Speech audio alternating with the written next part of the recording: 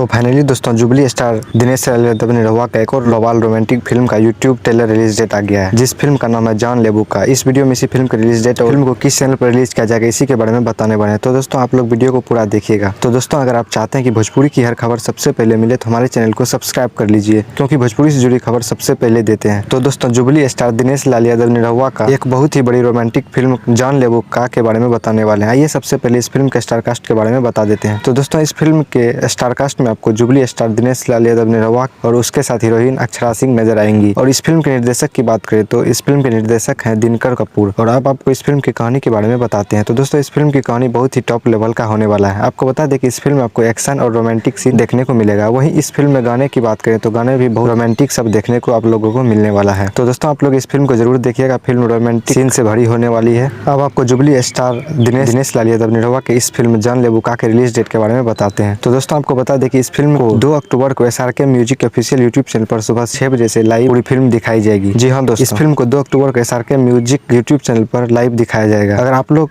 इस फिल्म को लाइव नहीं देख सकेंगे तो बाद में भी इस फिल्म को आप लोग उसी channel SRK music YouTube channel पर देख सकते हैं। तो दोस्तों जुबली स्टार दिनेश यादव निरहुआ का ये फिल्म आप लोग देखना मिस मत कीजिएगा। तो दोस्तों ये था निरहुआ के आने वाली फिल्म का अपडेट। अगर वीडियो अच्छी लगी हो तो वीडियो को लाइक और चैनल को सब्सक्राइब कर लीजिए। मिलते हैं अगली वीडियो में, तब तक के लिए धन्यवाद।